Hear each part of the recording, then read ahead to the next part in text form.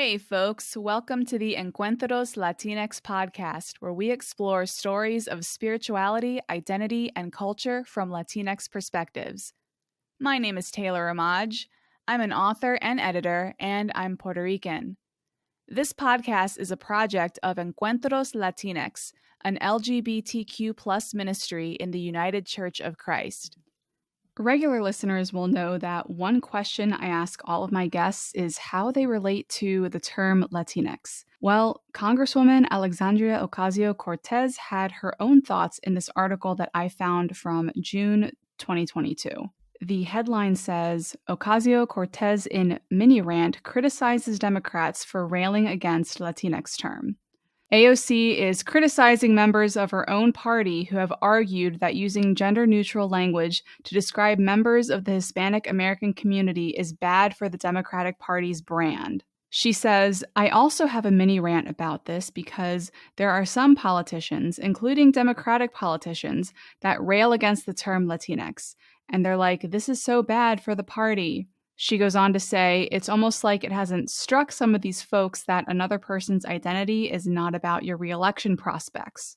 Gender is fluid, language is fluid, and I think people right now are using the term as a gender-neutral way to be as inclusive as possible. Don't have to make drama over it. The article goes on to say that some Democrats have been using more gender-neutral language in reaching out to Hispanic voters, which is noted by pollsters and political observers. And this little bit at the end of this excerpt that I'm looking at says, a recent Politico poll conducted among Hispanic voters found 40% indicating the term Latinx bothers or offends them to some degree, and 30% said they would be less likely to support a politician or organization that uses the term. I think that is very interesting to keep in mind because while it seems that most people who come on this podcast are open to the term, there is a lot of resistance to it if we are to take these numbers as they are. And I think it speaks to the importance of creating spaces for our people to talk about this language and to try to understand where it comes from, what its purpose is, and to have that narrative not co-opted by folks that want to make up stories about what it is and what it's for and misrepresent what it's trying to do. So I thought that was an interesting find in the news lately. But AOC, if you're listening to this, let's get in touch. Let's get you on the podcast. That would be super rad, wouldn't it, to have AOC on Encuentros Latinx? I'm speaking it into the universe, and knowing that there are UCC people listening to this, I might be eating my words in a few months. Who knows? But in any case, today's guest, though, is Ilán Carlos, and we delve deeply into discussion about music and spirituality. He talks about how his transition made him more attuned, pun intended, to music's effect on people. It's a long one and a good one, so let's get right into this encuentro.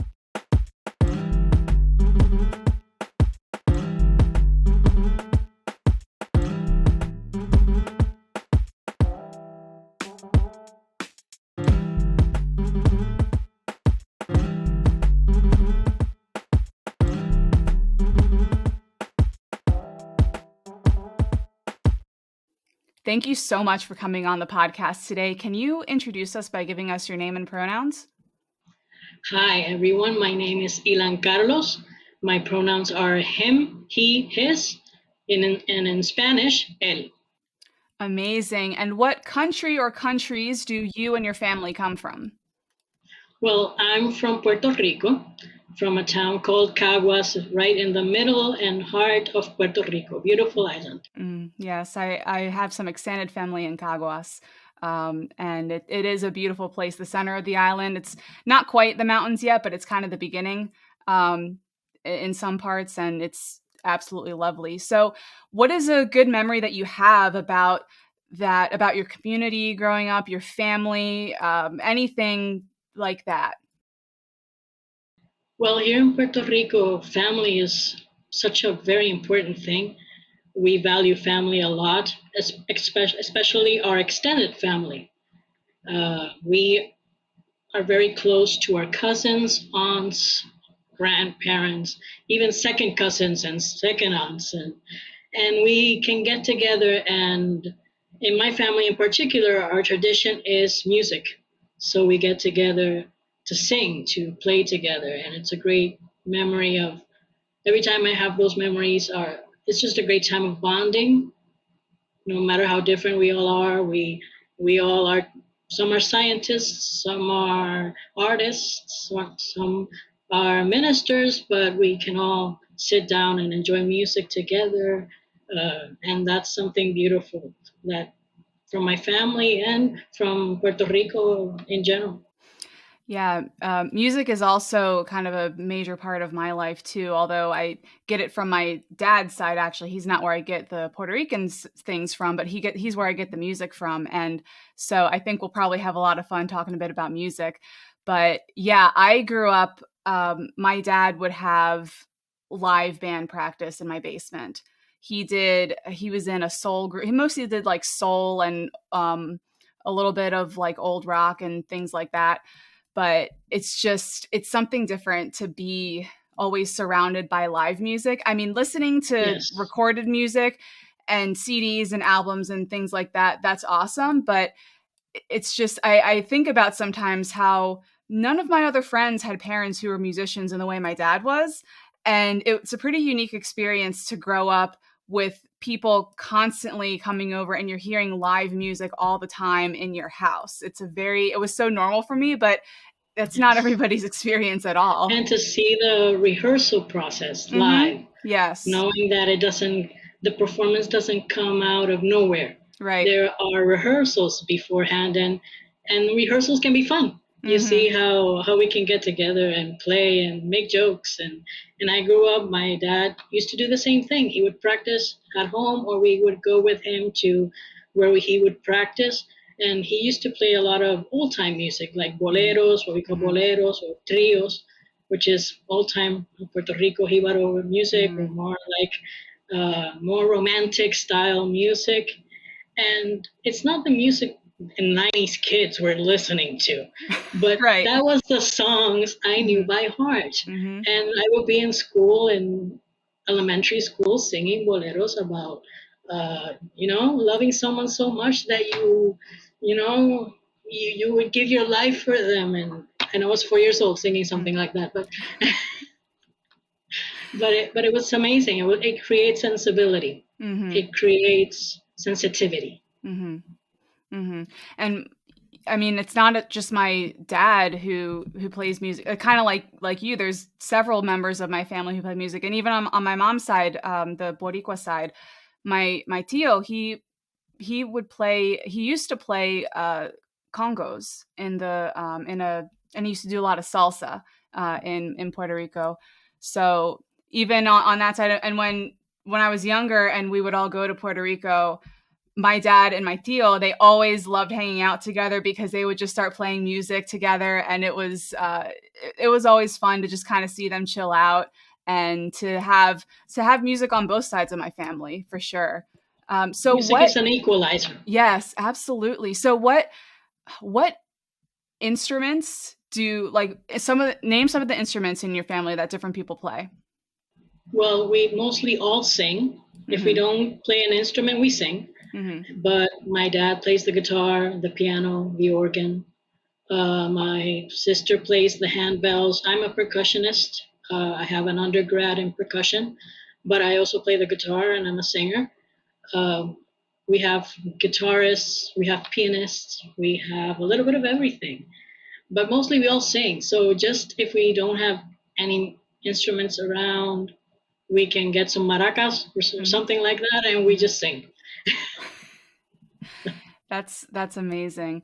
So this term Latinx, what is your experience of it? Maybe when did you first started hearing it, and what was your thought about this term, and has that changed over time? Is it something that you relate to, something you struggle with, especially since since you're on the island, and Latinx seems to be very heavily used in the diaspora for a lot of Latinx people. So I'm curious to hear your experience of this term.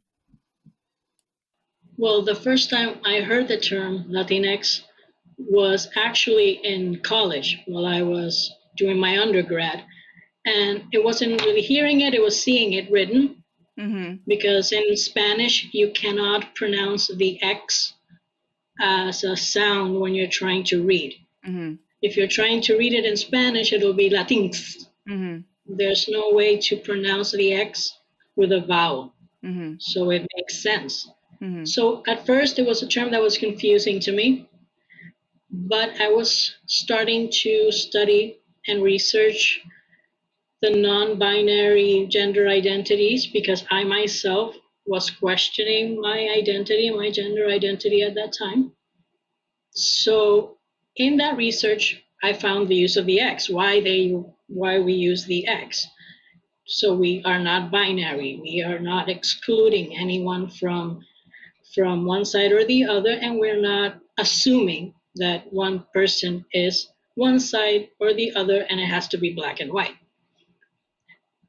I may label myself as Latinx in a general term.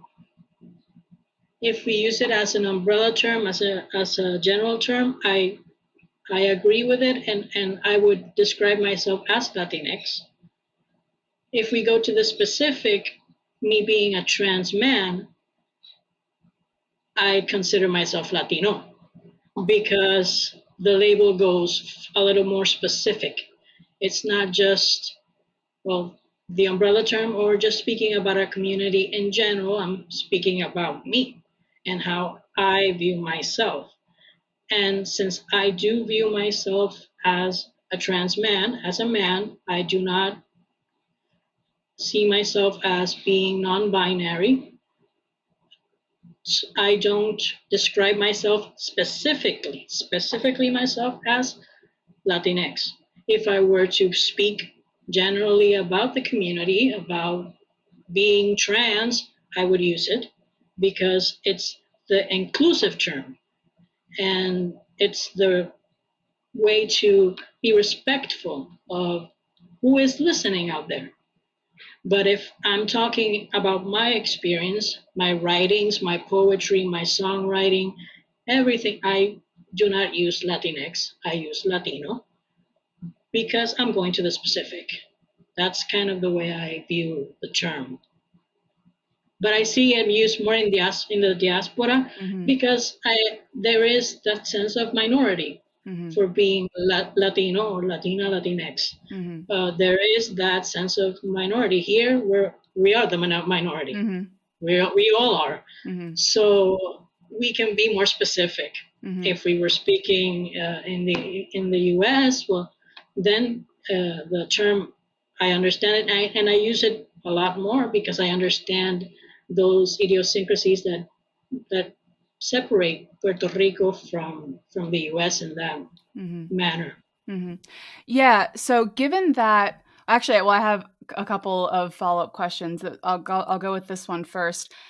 Given that you are in Puerto Rico, as opposed to in the diaspora, my understanding, a lot of my encounters with folks who are still in their various countries in Latin America tend to identify more so as the country that they're from, as opposed to using Latinx to begin with. Do you find that true in your communities there on the island, or do you find that it's kind of maybe a mixture of both, or what is it that you experience? Boricuas are Boricuas. Yeah.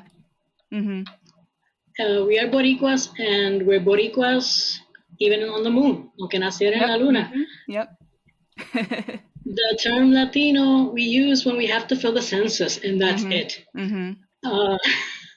We really don't use it unless it's on official government forms that make us label ourselves. Because for us, even when we have to put country, we want to put Puerto Rico. We don't. We put USA, and then territory. That's another issue. Yep. But we're not going there. But even then, that's where you get to be labeled Latino. If you were to ask any Puerto Rican living on the island, and even in the diaspora, where are you from? They will say, I'm Boricua. Yep.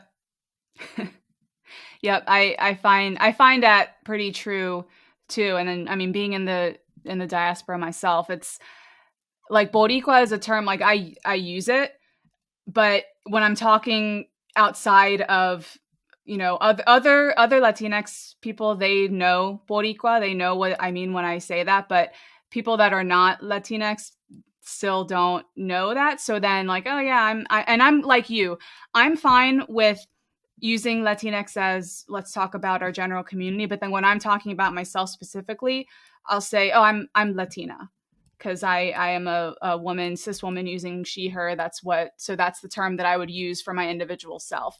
And that is, to me, that is a pretty reasonable line to draw. Like, hey, we can have this general term, we can have the specific term. And yet there is still so much hostility toward the term. And so my next question to you is, have you encountered people who are hostile to using this term? And if so, what sort of conversations have you had with people who are very like not understanding, they don't want to use it, like that sort of thing? Here in Puerto Rico, especially, it's not only the Latinx term, it's any term with the X. Or in Spanish, we replace the X with an E. So it's a vowel and it has a sound, so we can read it. If we were writing it, we write the X, but when we read it as an E. Like, for example, Latinx, we would say Latines. But in Puerto Rico, it's more not just Latinx, it's any word that is using the X as a way to include and be inclusive. And you see it in the media, you see it criticized, you see it criticized on the news, that until the Real Academia Española says that it's a real word and it's in the dictionary, then we can use it. When language is not that way. If we look back, language, its evolution, it adapts with the use of it. If you do not use it, it's never going to be in a dictionary because it doesn't exist. So I just think those words create that conflict because they make you think. And they make you think out of the box. And they make you think that what you were taught when you were at school in first grade and learning how to write and read and how to use pronouns, that it was only two pronouns and it was one way or the other. And now this is forcing you to break open that box and to unlearn what you learned before, and that was enforced for so many years that you think it's the absolute truth and unchanging, when life is changing. Life is changing. Nothing is unchanging, not even language. So I just think that's that dichotomy that we are in. It's there's a group trying to preserve the old value traditions, which is the binary view. And there's the group that it's not that we don't like the binary view, it's not that we reject it in its entirety, that it cannot exist. We just say they are gray areas, and those should be included too. And that in Puerto Rico, that's a little bit difficult because there's also a very religious, deep religious aspect to it, because everything in politics is also religious. and everything religious is also politic. And in that way, all these topics that are great fodder and great topics for controversy in religious areas become spread out and become groups become villainized, and the only way to combat that is by opening up in places like this and saying it, that it's happening. Very well said, and a great segue into the next topic, because I would love to hear about your experiences with spirituality and religion. What sorts of traditions and practices did you grow up in? How has that changed over time, especially with your any identity formations that you want to talk about in relation to spirituality? Like, give us your journey. Well, I was born and raised Baptist, American Baptist, from the churches of La Iglesia Bautista de Puerto Rico. That's a denomination. The bigger denomination, the headquarters is the ABC churches, the American Baptist churches. But in Puerto Rico, we have the American Baptist Churches of Puerto Rico. I'm a member of the American Baptist Churches of Puerto Rico. And I have been there my whole life. I was raised there. I began serving there since I was a child, 5 years old, maybe even younger, singing. That was my ministry. Whenever they asked for me to sing, I would sing. I would never say no. But there was something in me that told me, like, I wanted to do more. It's not just singing. I have this feeling for more. And I knew that I had a bigger calling than just singing. But yet, as the years passed, something in me told me, like, you're not going to be able to reach that. I felt the calling to pastor, but something in me told me, like, you're not going to be able to get to that. So I just put it aside and locked it away, and I never even thought about it for even more than 10 years. But as I graduated high school still with my dead name, assigned female at birth. I went to college and to my undergraduate in music. And then there was when I started to think about myself and seeing different people that weren't part of the same groups that I was always in. I was always either in church or in school, and the school was the church's school. So not very much diversity there. So when I got to college, it was pretty much a shock to see the diversity that was there. And I started noticing I'm different. I don't know what it is, but I'm different. I started reading, and suddenly I just came to the realization, light bulb moment. I like women. I thought in Puerto Rico we say jamona when we talk about a woman who stays single for all of her life, and that was who I thought I was gonna be. I was gonna be that aunt, that spinster aunt that stays, single forever. And because I never felt any of that jittery feeling when I was in junior high or high school, never. But then I got to college and I see my classmates that are girls, and then I start getting the jitters. So now we have to work on this and see what this is. And believe it or not, I was 20 by then. I knew gay people existed.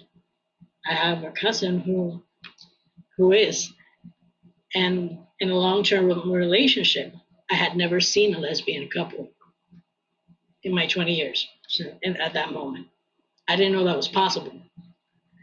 So now I had a name for it because I researched it. Now I was seeing a psychologist. I was just a mess trying to join what I was taught to believe and what I felt in my heart. And that started my deep dive into the Bible and my deep dive into different books, especially one, God and the Gay Christian by Austin Hartke. Because I came out to my family as lesbian at first. To me, I didn't even have the term trans in my head. I didn't even know it. How was I gonna know that was what I was, or that was the name for what I was experiencing? Surprisingly, my family took it very well. Most of them told me, we knew it. We saw it coming. We were just waiting for you. But when I started noticing I'm still not comfortable. I'm still not comfortable. And I'm more comfortable now that I'm with a woman as a partner, but I'm still not comfortable. I don't feel comfortable being called girlfriend, for example. And my girlfriend would say novia. I would like to. And that started, okay, let's do some introspection. Let's reflect what's going on. And I remember me being 3 years old, looking in the mirror and hiding my long hair inside my shirt, my t-shirt, so I didn't have to look at it being long. And I remember playing with my cousins who are 10 years older than me, 8 years older than me, male cousins. And we would play the Flintstones, but I was always Barney. I was never Velma. We would play Star Wars, and I was Luke Skywalker. And he would be Han Solo. And it was always there. It was always there. I always thought I want to be a boy when I grow up. I thought that I was going to be able to do that, like a job. When I grow up, I want to be a boy. But when you're 4 years old, you don't know better than that. But then you start in school, and they start telling you, well, cross your legs. Little girls don't sit that way. So I started, repressing those. But when I finally got to the point of accepting it, it really created a conflict, because here there is this faith that I believe in wholeheartedly. And nothing that I find in the Bible, nothing that I find in my research says that I'm wrong. Nothing. I can't find anything. I go to leaders, religious leaders, and they say the same thing. There's nothing wrong. I only had one that said, just don't bring your girlfriend to church. So people don't see. But those are the minority. But most of them told me, there's nothing in the Bible that says you're wrong. Just pray that God gives you the confidence to do what you feel is the right choice for you, what you think God is pushing you to go. And I started thinking about the Bible verse that talks about the tree that bears good fruit. And I started looking at my life through that lens. Me being the tree, my actions, and seeing the fruit of my actions. When I started accepting myself as who I was, my ministry became stronger. More people were coming to me without knowing what I was going through, because I did it very slowly, and people in church never really noticed until, well, the facial hair and the and the voice change. But before that, they just thought, okay, changing their clothes, changing their wardrobe, changing their hair. They're just changing their style. That's it. Then they're changing their name. Okay, they're changing their name. But still, and even then, hearing me sing with my new voice, with the voice that I always wanted when I was a kid, that I dreamed I would always have, that I would watch Disney movies and think I want to sound like the prince. I finally sound like the prince. And seeing how much closer that brought me to God, and my relationship with Him became even more connected, because I hit rock bottom. And when you hit rock bottom and you find the light that God is, that changes everything. And my rock bottom was literally rock bottom. I was giving up, and I had tried to give up many times. And that last time, I felt like God came to me and said, like, what are you doing?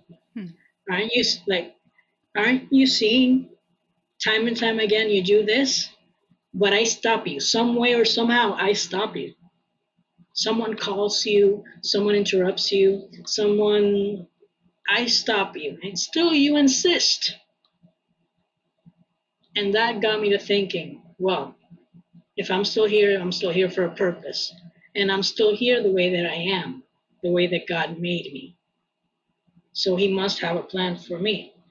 He must have something He wants to do with me. I have no idea what it is. I probably might never know. But I'm still here because He wanted it to be so. And I gave myself to Him. And I told Him, wherever you send me, I will go. But I will go as genuine as I can. And I made a vow to myself, and I even told my parents, because my family all goes to the same church, so I knew there might be some rumors and stuff. And I said, I'm not going to separate my personal life from my life in church. I prefer to be loved but not liked in church than be a hypocrite and be loved by everyone there. Because at the end of the day and at the end of your life, it's not pleasing the congregation that I'm aspiring to.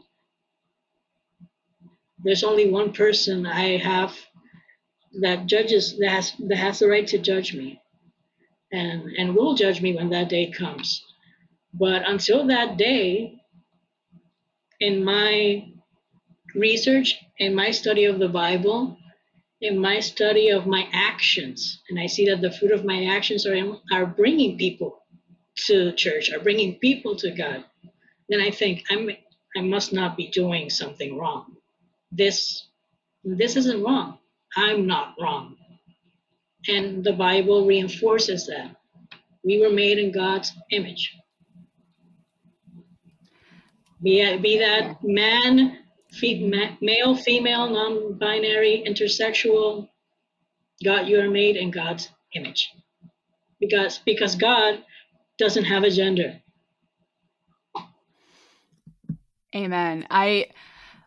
There's so much of your story that is just it's impactful, it's real.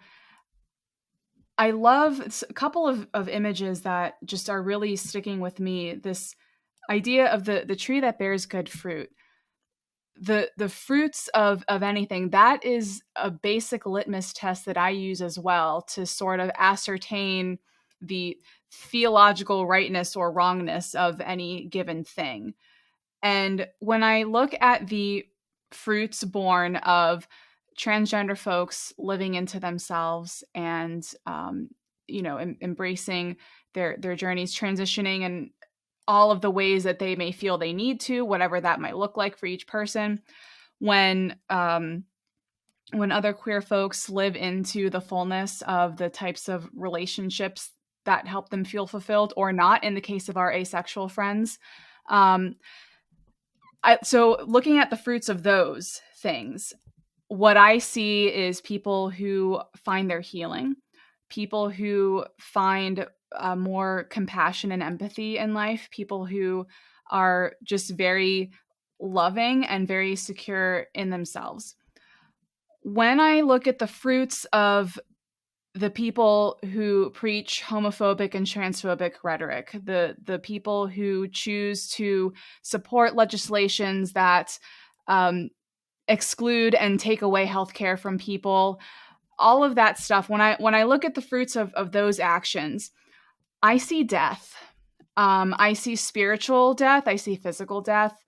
And if the Bible is telling us to judge actions by their fruits, or whatever the exact language there is, I really think that's sometimes folks need to really take a step back and say, okay, I have this human prejudice about XYZ type of person existing and living and being. But I'm looking at their actions and what is coming about from their actions.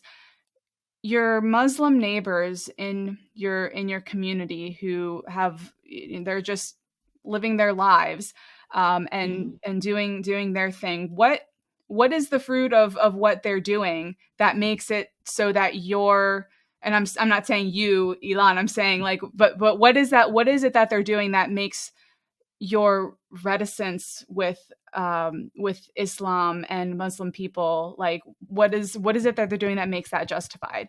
And if you can't really find anything that makes that justified, that should say to you, hey, maybe I've been right, exactly. But just the logical thought process should be, let's use this.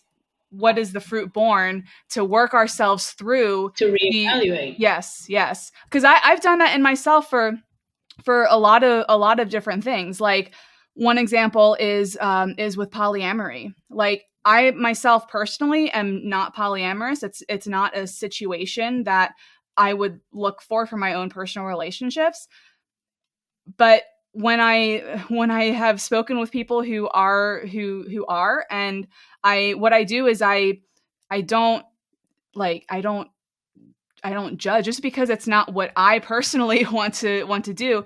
Instead, what I do is I listen to my poly friends and I ask them about their relationships, just like you would catch up with your friend and be like, oh, hey, how's this person that you're seeing? Like, what's up with that? And just, it's better to approach with an attitude of curiosity, and then whatever sort of uncomfortable feelings you have about someone else's reality, to work through that. What is the fruit of that relationship, or of that of what that person is doing? The fruits of my friends who are in poly relationships, I see my friends who are in those relationships, they are much more confident in themselves because that's something that they have figured out for what they need. And so it doesn't really matter what I might think about it. All that really matters for me is like, okay, well, it does. It's just, it's not what it works for them. It works for them. Exactly. And it should, and to just not get so hung up, because God created the whole entire universe, like literally all the stardust in outer space. And it just blows my mind to kind of think about, like, of all the things for God to care about, God created all the stardust, and you really think God is going to hone in on... And to that point, look at the Bible, and if we do identify as Christians, yes, we read the whole Bible. The whole Bible has importance, both the Old Testament and the New Testament.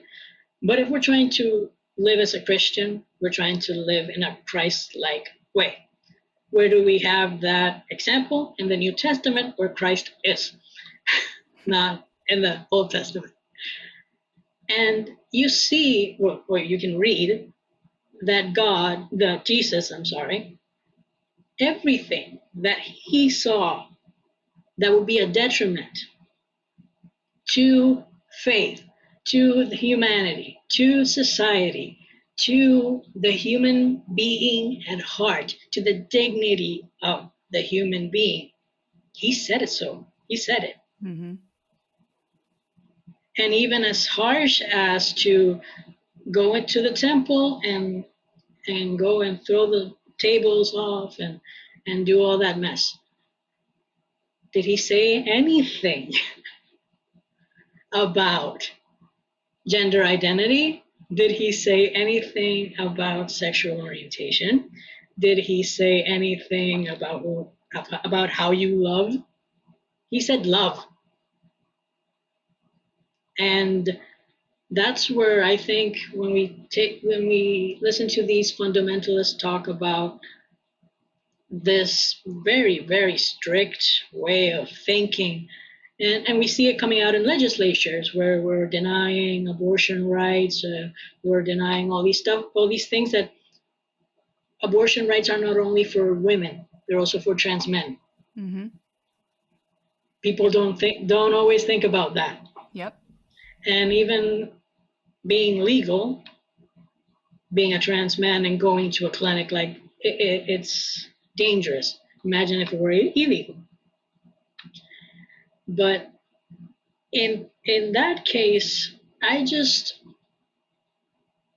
the fruit always has to be the priority. Mm-hmm. That's what you look at. Mm-hmm. And when you see people that are spouting out these words of that are just to create conflict and to be loud, because in the end it just turns to noise. The problem is that when everything is noise, when do you know what to pay attention to? Right. And if everything you're hearing are these stereotypes of trans people, that trans women are going into the bathroom to do things to your children, or that trans men are really butch lesbians who are trying to gain male power and dominance. Mm-hmm. I really don't get that point yet, that point of view. I still don't get it because we're a minority of a minority. Mm-hmm. But you see them use these topics to create that conflict, but that conflict, all it does is further people from what they say they're trying to accomplish. They say they're trying to bring people closer to God, closer to the way God wants us to live and Jesus wants us to live and portrayed for us to live.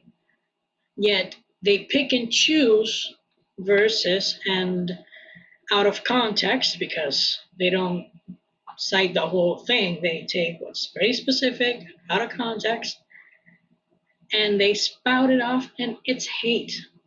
And if there's one thing that my mother taught me, my mother was a religion teacher at the school I went to, was that you never use the Bible, you never use God's word to hurt someone. Never.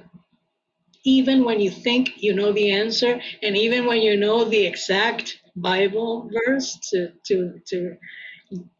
do a comeback to them, mm-hmm. the Bible is not to attack mm-hmm. anyone. And if we want to look at a model, Jesus Christ is our model. And what he did, if we summarize everything he did, was treat every single human being with the same dignity they deserve. Mm-hmm. And that's what we're called to do. I think that's what Jesus is trying to tell us when he says, love thy neighbor as you love thyself. Mm-hmm. And that love is the most important, and that is the most important commandment. Mm-hmm. Because if you're doing things in love, and that's a quote, I forget who said that. If you do something in love and do anything you want. Mm-hmm. That's a quote. Love and do anything you want. Mm-hmm. It's not free will, like, oh my God, let's go and have a field day. No, it's love and do what you want, because if you're truly loving, like Jesus taught us to love, you don't hurt, you don't cause pain, you don't steal, like the 10 Commandments, you don't break those if you're loving, true love. Mm-hmm. If you are doing that, you're good. And the fruits of your labor, if you are doing your labor, your actions with love, will be good. Love is the key. Mm-hmm. God is love. Mm-hmm. I don't think we need to delve more into that. Absolutely. I mean, even another way to think about it is like, if a church is having theology that is exclusionary, then you're literally cutting off the word of God from people. And is that really what you want to be doing by having a theology that you might think is traditional, but is actually probably only 50 years old, because fundamentalism likes to pretend that it's traditional, but it's really not. It's actually like one of the newest ways Yes. of doing Christianity. I'm a big advocate for people, if we're going to have a religion like Christianity, to have access to the knowledge of its history and to be involved in learning about that. But of course, there's issues with the accessibility of the education, and some of these textbooks I have are like pretty written in a way that can be inaccessible for people to understand the ideas. But that's kind of a different tangent. The point being is like, if the fruit of any theology that you're preaching in your communities is driving people away, then the fruit is like, oh, people are cut off from the word of God, and it's shriveled up. And so you're going on in reverse. Yeah. If that's what you're trying to do, and that's what you're doing to gain that, you're going in reverse. You're fighting yourself. Mm-hmm. Because if what you really want to do is bring people closer to God, then you should be more inclusive. Though we must be careful. Being too inclusive can sometimes feel exclusive to those who aren't minorities. Mm-hmm. So there's a balance there that you Mm-hmm. need to keep. But that balance comes from respect.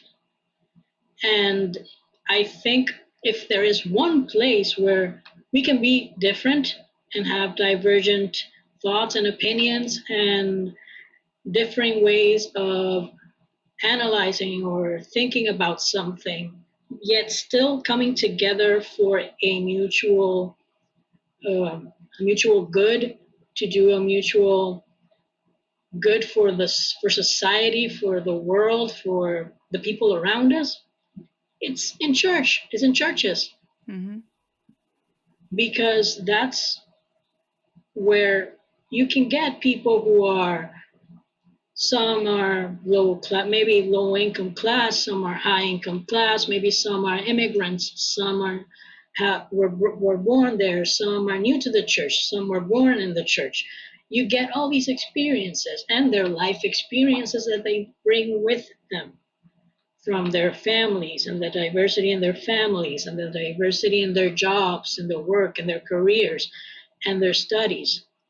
And sometimes I see fundamentalist churches like try to minimize that, when if you accept that, your church will grow. It's Mm-hmm. going to be the opposite.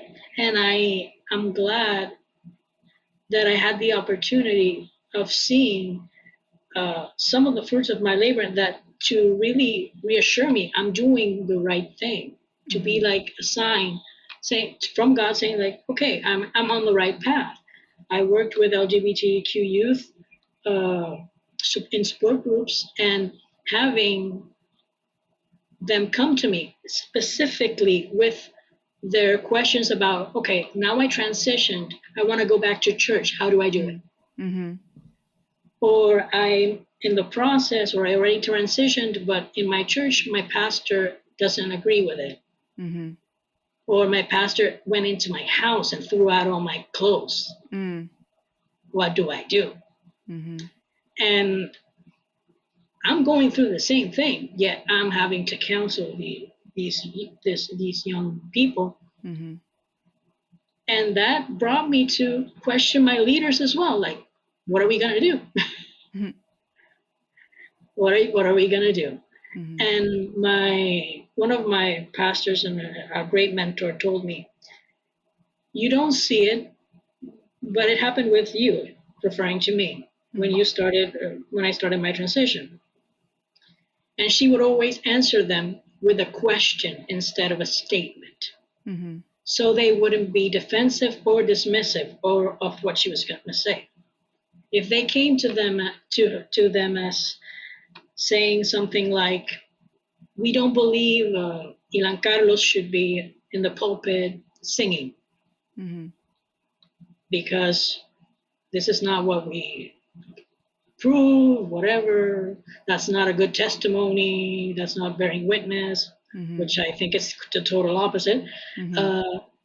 She would say that they would say to them, do you prefer Ilán Carlos being singing at some dive bar songs about being drunk and being, or do you prefer him singing here and ministering here? Mm-hmm. And they would say, oh, no, I prefer him singing here. Right.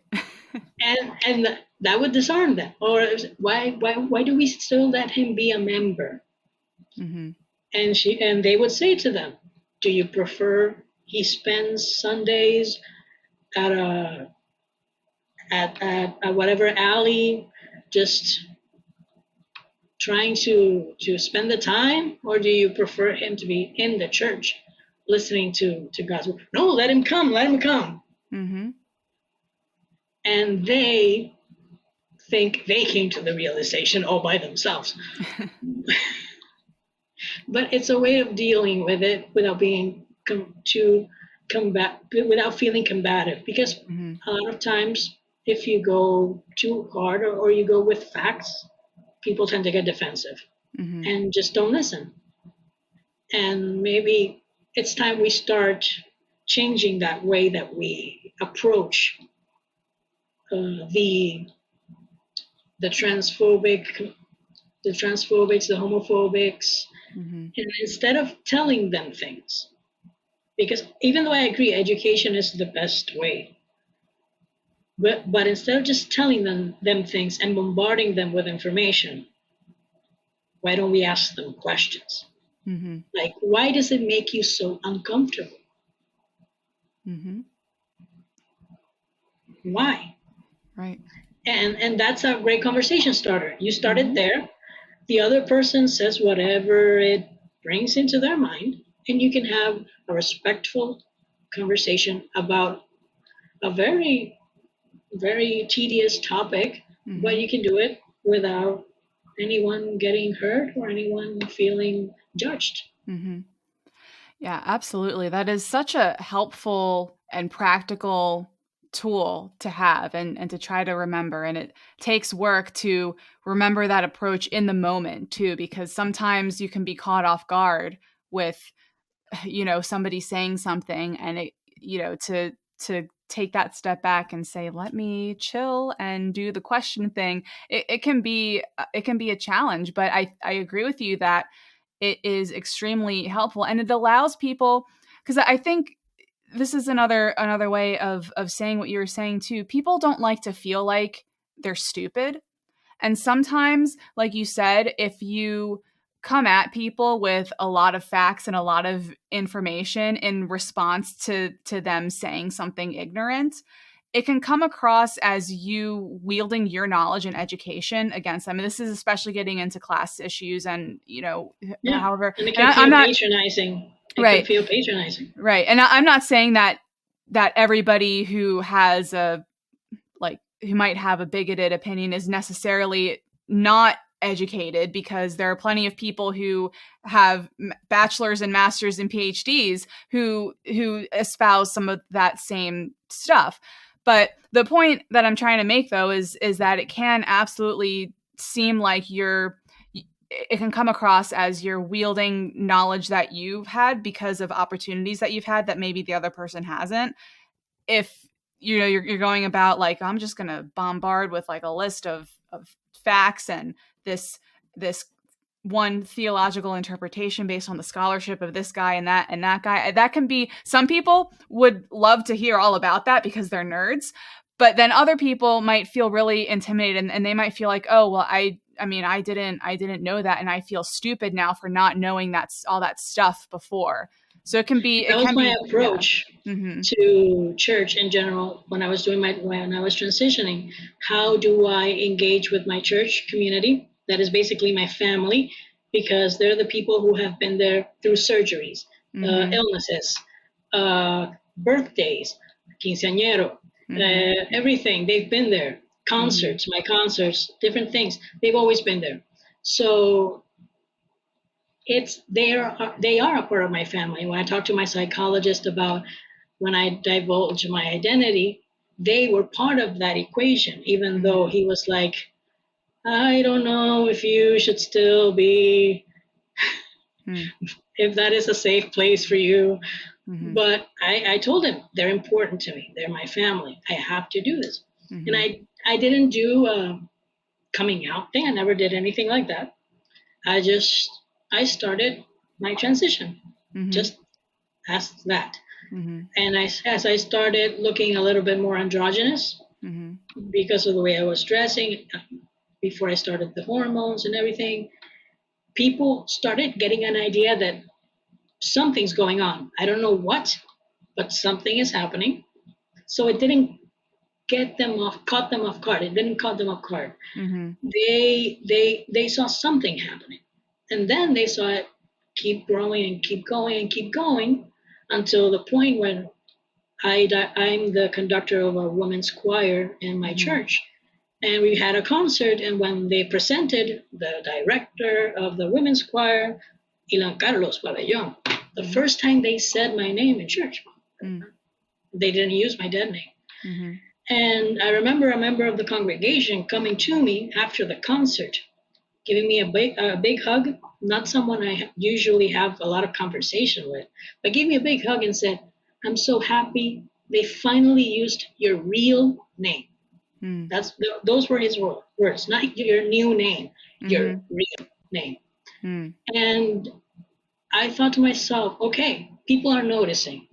I'm not doing anything to be forward, because I don't want to push people. That's not what I want. I don't want to make people feel uncomfortable, but I do want to be genuine. I'm not going to compromise myself being for your comfort. If you're uncomfortable, then walk away. But I'm not going to change. This is who I am. So the church got to see those slow steps. But I was confronted, not directly to me, but to the pastor, with a question that was it was about me completely. And it didn't use my name, but it was implied. Everything, every single detail. And I remember it, would you let a person who has, like they say, come out of the closet, and I was like, check, and lives their life fully, openly, check, and it's also in a ministry in this church, and I was like, check, that's also me, and it's also leading a ministry, check, that's me, would you still let that person participate? And I was like, this person is talking about me. She doesn't like me, and I don't know who she is. This is a church of more than 300 people. They see me. I don't see everybody. But I had to think, how do I react? And it was in an assembly. The whole church was there. And I was like, how do I react? My aunt is in one side. My uncle is here. My mother's behind me. How do I maneuver this? I almost left. I was like, no, this is getting too personal. Like, I'm going to go. I'm going to make sure I feel safe. But I thought, no, because the reason for the question was not to have me out of the church or inside of the church, because that person was saying that they were going to leave the church if I stayed. So the decision of who was staying or going was theirs, not mine. Mm-hmm. But I felt if I left, it would still give her what she wanted. Mm-hmm. I would leave. Mm-hmm. That's what she wanted with the question, make either the pastor or me uncomfortable and have to put us in a situation where we had to answer on the spot in front of the whole congregation. If I leave, this sends a sign that person got to me. Mm-hmm. And that whatever that person is saying, I might believe some of it is true, and that I might not deserve to be in a ministry, or because I left and I felt bad about it. But I had to think about it. I had to take a few deep breaths and collect myself and look around and see reaffirming faces, people that surprisingly enough were not my mother, father, or my sibling, were my aunts, my uncles, other members of the congregation that I barely talked to, who were looking at me like, don't go, stay, like, we're here for you. Some of them even came to me like, we're here, don't go anywhere. This is just, it's one person out of 100, so you're okay. Mm-hmm. But it happens, and you have to take a moment to realize how you're going to react, because the first thought is protect yourself. So for me, the first thought was leave. This is attacking who I am as a person and who I am as a Christian. Not only who I am as a person, who I am as a Christian and as a person who is serving the Lord. Mm-hmm. That person is trying to put the value of my service on my identity, on my gender identity. Mm-hmm. And they are attaching it like they are mutually exclusive. It cannot be. You cannot be the Christian and part of the LGBTQ community as well. Mm-hmm. Or you can't be a pastor and be part of the community as well, or even support the community. Mm-hmm.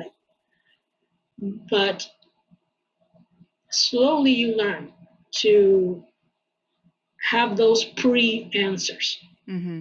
And that's what I teach when I have these young trans guys come to me for advice about coming back to church, or talking to their leaders about their transition, and how to talk with their friends at church after they've transitioned.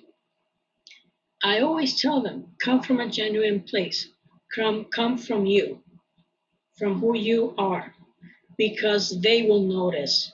And that's largely the feedback I've gotten, which is people coming to me, people who I've never talked to, just telling me, now I finally know you. Now I finally get you. Because there was a mask before. Mm-hmm. Now there's no mask. People think it's the other way, that now that I started looking different, now this is the other person. The other person was the person they knew for 25 years. Mm-hmm. Because it was an act. That's why I'm a good actor. and I do plays, and I'm a good actor because I acted every single day. Mm. Man, well, there you go. I do want to get into a little bit just about music and spirituality, because I feel like that is such an important thing. I mean, on a philosophical, and lately, yeah, with the documentaries going on, even more so about how the music is used in church. Mm-hmm. Music is a very powerful thing. I think of it as a living, breathing thing. Mm-hmm. Music can connect us. Music can disconnect us. Music can bring us close, and music can create conflict.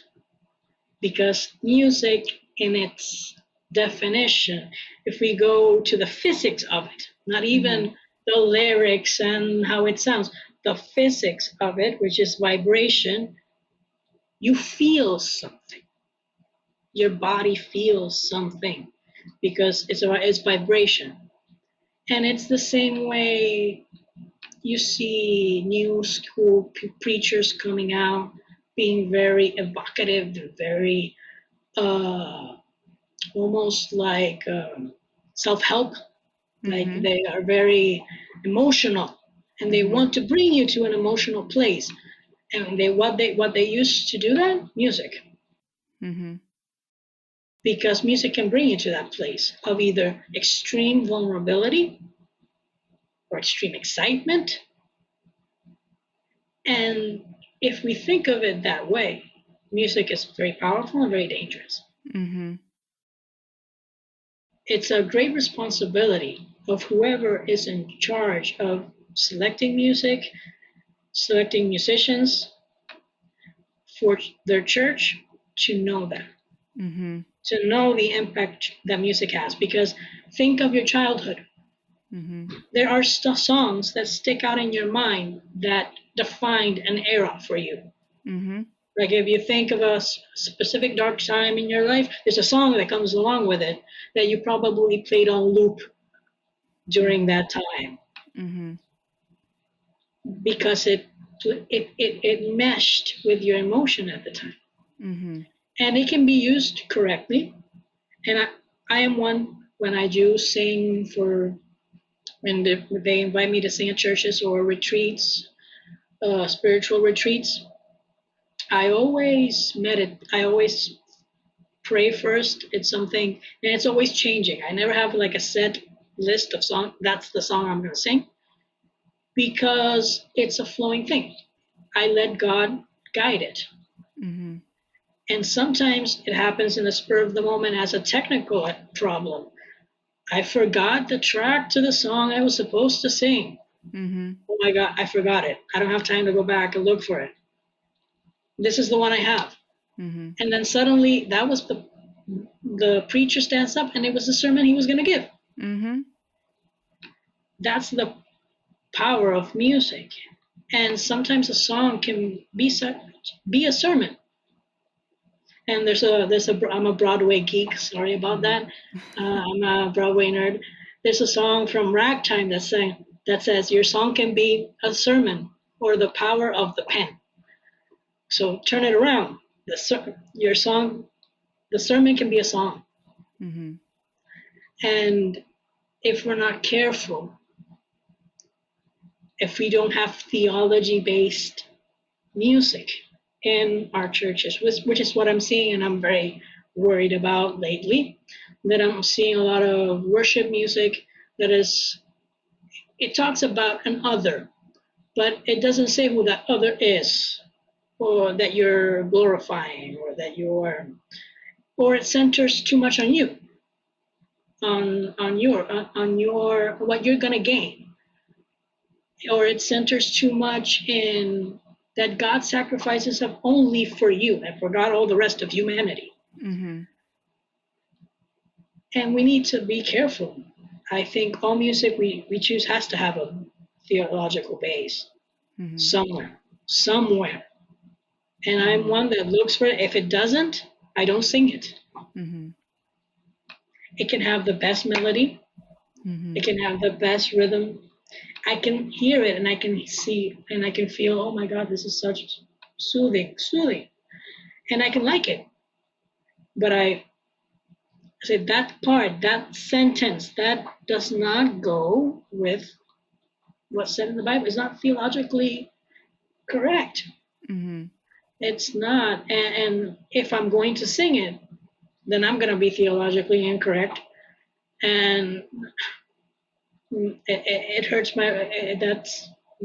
that's not what I'm about. I'm a very theological based person. I'm a Baptist. We're based on the Bible. Mm-hmm. So we're very theology based. That's why we're very hymnal based still. Mm-hmm. But now, even with the worship songs that we choose, especially in the church I go to, which is one of the most traditionalist ones still in Puerto Rico, the Baptist churches, and one of the oldest, 122 years. Now, the worship songs, we take a lot of careful thought into choosing them, because okay, now it's on trend, it's the one that the youth is listening to, and we want to bring youth into our church, so we're going to use music, and we're going to use the one that they're hearing in the radio all the time. But is that song telling them what they should be hearing, or is that song just telling them, come here, you'll have a fun time? Yeah, all of that is just such good stuff to think about. And I'm getting back into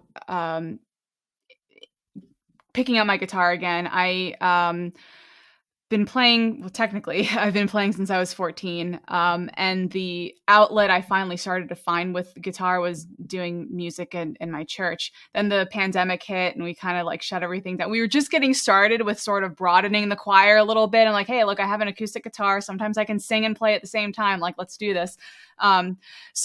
But now finally, I'm going in person again, and we're ramping stuff up to sort of bring in my guitar and all that. And just one thing that I think about a lot, I had a lot of my formative theological years in moderately conservative, evangelical, like non-denominational types of churches here in the United States. So it was a very contemporary worship style. You had a band on a stage in an auditorium with like very different. Yeah, like mine was an organ, a piano, Yeah. and the first drum set that was bought for the church, I wrote a letter for it.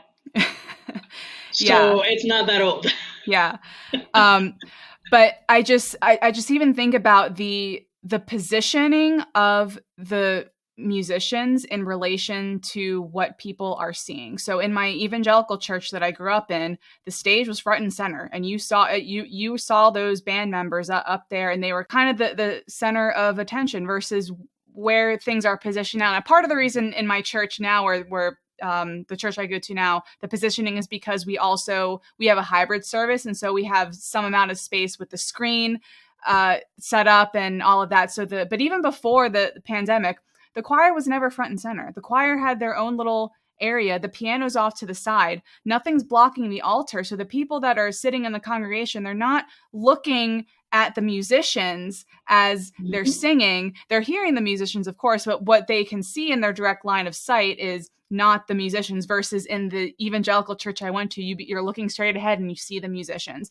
And I don't think I can recall. I'm sure that I've definitely been in worship situations where the guitar player is taking a solo. I have feelings about like even now, like thinking about certain songs that I might want to do in church. And if there's a guitar solo in it, I'm like, well, not only would that be an extra thing to learn, just besides learning the chords, but also I just think about like, do I really need to? Yeah. I think it's different. Like some songs have like a riff, a picked out melody or what have you. That's a little bit different. But then other times, like, okay, this is definitely a solo. Does the instrument, does the guitar especially need to take that? That's where I say also choosing the musicians is very important. The type of musician you choose. Especially I saw this in my church, in the worship team, but I've seen it in a lot of worship teams. And now that with the pandemic, a lot of churches have gone hybrid and I can go online and see different services. I see that they even have lights, and then you only see the lights are only on the musicians. And then there's this, I'm a drummer, I'm a percussionist, I'm the drummer in my church. I accompany the choir and I accompany the music that goes on. I do not accompany hymns because I respect the hymn. And because being a music major, I know the author, I know the theory about it. And I know he didn't meant for there to be a drum set in this hymn. Right. It's not the same thing as thinking it shouldn't be contemporized. It should be. You can take the hymn and make an arrangement that is more worship-like and has more of the more contemporary instruments like electric guitar and stuff like that. You don't have to have the organ and the piano. You can do that, but you have to know when and where. It's like I play very basic when I play in church. When I say basic, I just stay to the rhythm just to fill in the groove and to keep people, especially to keep the choir on beat. That's really my job. Yep. Keep the choir on beat. Yep. But it also happens that people would ask me, why don't you do more stuff? Why don't you do more fills? Why don't you do? Because the choir is the important part of this. I'm just accompanying the choir. I'm not the first person. I'm not the front person on this. And I don't want to take that. If people look at me, because it was a little strange before I transitioned. Oh, you're seeing a girl in heels playing drums. So people looked. But I'm also very small. I'm not tall, so the drum kit covers most of me. So I'm never the topic, the star of attention, never. But when I sing, when they invite me to sing a solo, then I am. But even then, you have to be careful because you can't sing when I think of it this way: you can't sing from your ego. Right. It's different, and when you talk about how the stage is set up, it's because it turns it into performance. Yeah. And that's why we see, the guitarist now is doing a solo, and then there's this interlude of 30 minutes where no one is singing or doing anything because we're listening to the guitarist, then the bass, then the drums. Everyone is doing their solo. And okay, but did that bring people closer to God? I get instrumental music behind if you want to, not to invoke an emotion. If it's already there and you just want to bring support to it, not to create it. The one who creates it, God creates it. But he creates it in what you feel around you, in the word and in the prayers and everything. And the music should go with that. It shouldn't be a music show. We stop and then we have our sermon. Right. Everything should be one cohesive thing. It should seem like the preacher chose the song and chose everyone did it together because it's one thing. It's supposed to have one goal. If you spout out too many goals, like if your worship team is trying to excite people, but the preacher is going to preach about something a bit more solemn and wants people to reflect and to really think about themselves, introspect, you're getting two very conflicting things to do at the same time. Yeah. It's two different messages at the same time. And unfortunately, music wins. Most of the time, people tend to go and choose at first glance the music because it makes me feel more than just words. But again, that's where I think it's part of the musician also to know that they have a great responsibility. And it's part of whoever manages the worship team, or if the church has a worship leader, to keep up on this topic and keep, their eye on what are we doing, and to listen. Another problem with musicians, we are always serving, we're always giving. Mm-hmm. We never get to sit down and listen to a whole service. Mm-hmm. Because we're thinking now we need to, okay, this song is coming up. Yep. Now I need to, what chords were this song? What? Mm-hmm. And also pastors need to know the musicians need to receive as well. Mm-hmm. And the musicians sometimes need a break. And you can tell them you have a week off, or you have the next 2 weeks off, or you have for this month, another group is going to take care of the music. Mm-hmm. So that group can, get some R&R mm-hmm. while another group is playing. Things like that, mm-hmm. because it is very important. Music mm-hmm. is very important, especially when we talk about trying to bring new ideas and bring youth, newer thoughts, newer people, or even people that left because of the bigoted thoughts and bigoted ideas back mm-hmm. into the church, can be music. Mm-hmm. And I see that. I see people connecting with me and thinking, and saying to me, I don't like Christianity. Like mm-hmm. I have nightmares about crosses. They told me, like they said, mm-hmm. like in my nightmares, I see crosses, and that freaks me out. But you're the only Christian I like. Yep. Yeah. And I'm like, but I'm not even a good Christian. I would tell them I'm not even a good Christian. Mm-hmm. And they would say, it's exactly because of that. Since you don't want judgment, you don't judge. Mm-hmm.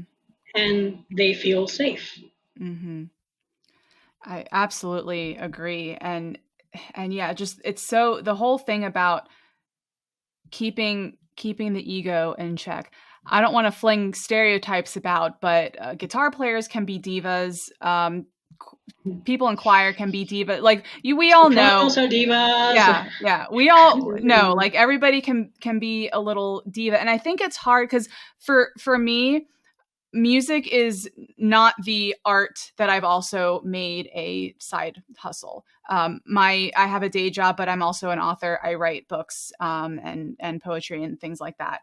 So music, because I'm not trying to make it a profession, I think it's a little bit easier for me to, and I'm not very much of an ego forward person anyway. Like I never, even though my dad's always like, you're a really good player. You just take solos.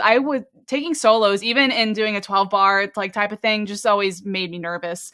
I can do it, but so I just never really personally had much of a need to be like, let me show off, my guitar playing skills on this. Really my motivations for bringing my guitar to church is like, there's certain bands that I do like that I think, and the songs and the messaging would be very appropriate that, I can bring in because I know them or can learn them pretty easily. I can work really easily with the choir too. Just give me the sheet music with the chords and I can accompany, that's really what it's about. And because I'm like trying to not put a lot of pressure on myself either, it's just so much easier to be like, yep, I'll just, I can accompany. Like, it's not, I don't need to be there's no need to be front and center to have an ego about it. Although I can empathize with people who like are musicians and that's the thing that they're trying to do professionally. It can be really hard. Musicians tend to have an ego. Yeah. We do. Yeah. Some of us have it more under control, and some of us are self-deprecating like I am. We take it to one extreme or the other. Either we're too humble or we are too egotistical. Mm-hmm. When we get to the middle is when we start playing from the heart. And that's what you're saying. When you don't play for money, when you don't play because your career is playing, there is less pressure. There is a lot of less pressure. Yeah. Because it's not the same, me being just Ilán Carlos accompanying a choir, than me being Ilán Carlos with a BA major in music accompanying a choir. Right. The expectations are different from the audience to, and you never know who's in the audience. It can be a musician. Yeah. So if it says that you're already a musician and you have studies in it, and you don't play at the height they think you should be playing, well, that can hurt your reputation. You never know who that person is. It can be an agent, it can be a producer, it can be anybody. And it's difficult, but I learned from my grandfather. My grandfather is a Baptist pastor, retired, but he was for many, many years. And he sings. He has a great voice. He at his 80, almost 90 years, still has a voice that carries and can fill a whole church without a microphone. He has this potent voice and amazing. He's my role model.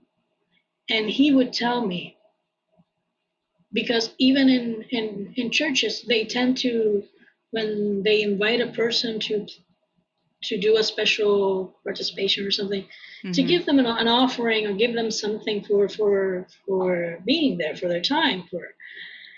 And I always had a hard time with that. And I told my grandfather, I have a hard time receiving. Or when they tell me, how much do you normally ask for? Oh, whatever you give me. And if you have nothing.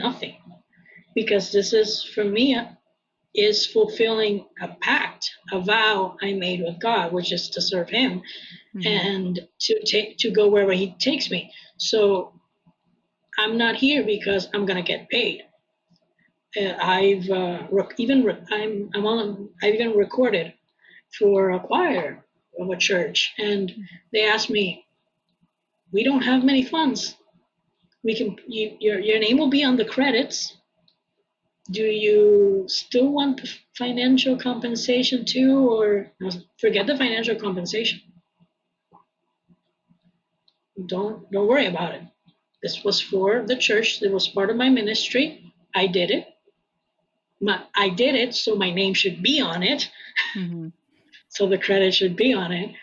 But as compensation, as money-wise or something like that, I have a hard time with it. And with compliments. One time the first time I sang after transitioning with my new voice, a very dear member of the congregation came to me, and I care for him so much. And he came and told me, you started singing, and I just stopped seeing you. I just saw an angel. It's like, how do you respond to that? Yeah. And I always go inside myself and I go, thank you, but that's God's work, not me. And I always distance myself from what I do to what the person receives, the message the person receives. Because even though I choose songs that have a message and I do it for a reason, it has a purpose. And I choose it because it spoke to me. If it didn't say anything to me, I'm not going to sing it. First, it has to say something to me. If it doesn't bring me anything, I'm not going to sing it. But me singing a song, it was very personal. It was a song, it's a popular song. It's not the melody is from a popular song, but I wrote a Christian / testimony lyrics to it. It's based on the melody of Only Hope from the movie A Walk to Remember. I wrote a lyric that's basically my testimony of my transition, and I sang it. I was thinking, this is my first coming out into the church as Ilán Carlos, so this is a good song to bring. Plus, it speaks about being in your lowest point and realizing God is your only way out, and saying, here, I give myself to you, and now you are my song. I don't sing now. You sing through me. That was my message. That wasn't what that person received. He he attached it to his own journey. Mm-hmm. I was talking about a transition from female to male, this whole thing, telling my parents, my family. He saw it from another point of view, but it touched him the same. So that's why I distance myself from the compliments, because at the end of the day, I'm not the one singing. Mm-hmm. Right. I am merely a vessel. Mm-hmm. That is absolutely when music functions as iconography at its best, in a worship setting, that is absolutely what happens. And just I we could go on and on, I'm sure, like talking about the power of music and how music has, the darker side of it, the manipulation of spiritual experiences, and the intentional conjuring of certain spiritual experiences to sort of make it. It's an entire thing for And sure. it's upsetting that it's focused on youth, Mm-hmm. and when they're the most vulnerable ages and impressionable ages. Yeah. It's very it's disappointing to musicians like me who take pride in what we do Mm-hmm. to see it misused. Yeah, It's like absolutely. I can imagine it was like what if you invent something, then they take it and they deconstruct it and they Mm-hmm. take it and now it's used to harm you. But Mm-hmm. no, what I made was this to heal people, and now you've taken it and twisted it. Mm-hmm. Yeah. And I take issue with that, but and I see it happening a lot more in the U.S. Mm-hmm. than here in Puerto Rico, because here what I'm seeing is more going back Mm. to the more evangelical side, but more Old Testament type of coritos, what we call coritos, that are more that have their issues as Mm-hmm. well. Mm-hmm. But music, just like church, isn't it? It's something man-made. Well, music isn't man-made. Music was always there, Mm-hmm. but the way we structured it, Mm-hmm. we've structured it. Music has always existed. We just put a name to it. Mm-hmm. It's like music theory. Mm-hmm. The theory didn't exist before music. Music Right. existed first Mm-hmm. as a way to explain music. We turned to a theory, and Mm-hmm. we to explain what Beethoven did, what Mozart Mm-hmm. did, what Bach did. Right. But that didn't come first. Mm-hmm. No one sat down writing, this chord must be followed by this one. Right. And then Beethoven took that paper and wrote the Fifth Symphony. Right. No, Beethoven wrote the Fifth Symphony. Then an investigator took that piece of music, studied it, noticed some patterns, noticed a structure, gave it name, Mm-hmm. and now that is a symphony. That is what we call a symphony, because it has this part, it has this, it has the other, it has the other. Mm-hmm. But it was always there. It's Mm-hmm. not something that, and music will always be there. Mm-hmm. The thing is how to use it. It's Mm-hmm. like religion. I don't like to talk a lot of, I don't refer to myself as religious. I have faith Mm-hmm. in God. I believe in God. I believe in Jesus Christ. And I believe he is my savior. And I believe that he died for my sins. And I believe in eternal life through his sacrifice. But religion is man made and constructed, Mm-hmm. which makes it imperfect from its inception, because humans are imperfect. Mm-hmm. That essentially brings problems into it from the very beginning. So I learned during my transition process, when I delved deep into the Bible and I delved deep into the context of the text I was reading, because it's one thing to cite Sodom and Gomorrah, Mm-hmm. It's another thing to go into the context of when that was written, why it was written, and where and what was happening in that time, why that language is the way it is. That's when I noticed that during my transition, not only my connection with God became stronger, my ability to be sensitive to how music could impact people became more attuned, because that connection, feeling that deeper relationship with God, gave me that sense of discernment of being able to.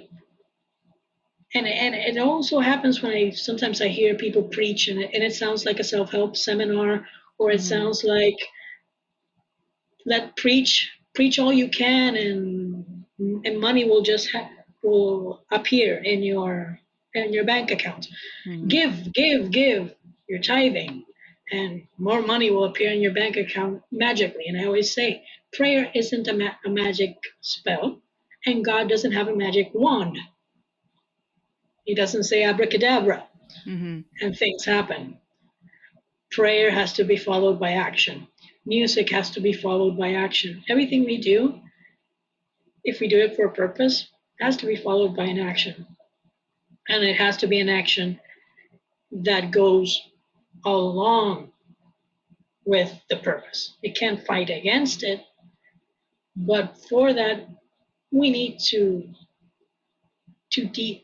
dig deeper into ourselves than we are. I think a lot of musicians get stuck in that ego trip, and then it turns into a performance. I can be a performer, but that has another place. When I sing in a wedding, I'm not going to sing like I sing in a church. I'm singing as a performer because I want them to contract me again for something else. And I'm trying to entertain. Music in church should not be entertainment. And we're turning it into entertainment. And we see that because people are flocking to churches with the biggest worship teams, with the lights, with the Colosseum type buildings, because we want a concert. Yeah, so this is a little bit of a tangent, but not too much of one. One of my favorite bands is Me Without You. They're awesome. I can talk all day long about them. Very philosophical and theological and spiritual in their lyrics.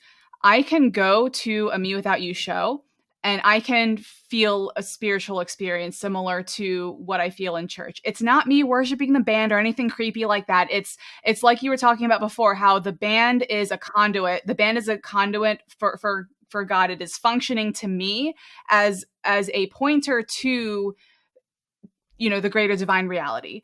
The band is not always intending to do that. A lot of fans will kind of agree with what I'm saying. A lot of people kind of feel the same that I do, but also have that line of like, it's not about the band members themselves doing that. It's just, and they even would find it a little bit uncomfortable to like to have such responsibility on top of them. But yeah, I don't, if I want to go to a concert, music, even in concerts, if you're talking about classical music that doesn't have lyrics, instrumental, let's talk about something completely abstract, Bach. You're going to see a concert of the New York Philharmonic do a series on Bach. Our job is we have a job as musicians, and our job every job provokes change. A teacher changes their student. A doctor changes their patient. No one leaves the doctor's office the same way they came in. Well, it should be the same way with music. If we as musicians have a responsibility that not many musicians want to have, because they want to see it as entertainment, and that gives them a way to not have much responsibility about what emotions I'm causing to who hears me. because I'm talking about entertainment, and I can say, well, if you don't like to hear me, switch the station, or turn on Spotify and hear whatever you want to hear. Mm-hmm. But when you're a true musician, and when I say a true musician is, it doesn't have to have a diploma, it doesn't have to have formal education, academia, nothing like that. A true musician is sensitive. A true musician is an empath. A true musician feels deeply. I think that's why we find many artists that suffer from depression very deeply, and we find a lot of artists that struggle with mental health because artists feel more. Mm-hmm. Absolutely. And if you take the responsibility that other people are going to be feeling because you're feeling, it can be overwhelming. Mm-hmm. And I get the idea of, okay, maybe I want to distance myself from that, and I don't want, because it's too much of a responsibility. But it is our job. Our job is to change who came into the concert, and even if it is, they came stressed and because they listened to Bach and it was soothing and they played it well, they did their job correctly, the person leaves with peace of mind, leaves less anxious. The unique thing about doing it in church is that it has to have a deeper purpose than that. Yeah, I mean, I think one way to just sum it up too is like, if I want to go to a concert, I'll go to a show. But when I go to church, like, I don't go to church to go to a concert. Is kind of another way to put it. But this has been a very like awesome conversation. We've gone in all kinds of great little directions. Where can people keep up with you and your work? Drop any website, social media, whatever. Let us know. Well, you can find me on Facebook, Ilán Carlos Pabellon Roman. Ilán, I-L-A-N, Carlos. Pabellon is P-A-B-E-L-L-O-N, Roman, R-O-M-A-N. You can find me there. I also have Instagram, Ilán, I-L-A-N _Carlos _music with a K at the end, M-U-S-I-K. And if you want I work as in a nonprofit as an advisor sometimes. It's a great nonprofit here in Puerto Rico who works with trans visibility, especially. It's called Trueself Foundation. They have a Facebook page and they have an Instagram, both under the same handle, Trueself Foundation, Trueself Foundation. And that's where I did a lot of my support group work, and they have a lot of informational material. They have a lot of resources for trans people, legal resources for people in the island here who are looking to do their name change, stuff like that. They help with all of that. They even do scholarships for trans students. They're a great nonprofit, and I have the blessing to be a part of that nonprofit in a small way, but it was the nonprofit that started me in being active and fighting and for visibility of the trans men community in specific. Awesome. Well, thank you so much for such a great conversation and a great sharing. And a little caveat, my Instagram is mostly my music. So if you want to hear my music, you go to my Instagram. My Facebook is more to keep up on what I'm doing. You might find my music there too. But there's also, if I'm speaking at a certain church or if I'm doing something else, you'll also get a little glimpse of who I am. Behind, the voice and the video you see here, and the voice you can hear on Instagram Live, on Instagrams and my Instagram Lives that I do. But you can find me there. Awesome. Well, thank you so much for coming on the show today. This has been fantastic. It was my pleasure, and Really, it was a great conversation, and I didn't even think we would get into so many topics as we did, but I'm glad we did because these are topics that need to be spoken about and that people need to hear and hear people that are different talking about them. We are people. If we talk just about gender identity, we're very different people. You and I, and we're talking about this, and there's people can see there's no conflict. We can disagree, we can agree on some things, but that doesn't mean that we can't, have a conversation that's respectful and judgment free and safe. Absolutely. Thanks so much for listening to today's show. Please rate, review, and subscribe on Apple, Spotify, or wherever you're listening to this. On behalf of Encuentros Latinx, we hope you'll join us on our next Encuentro.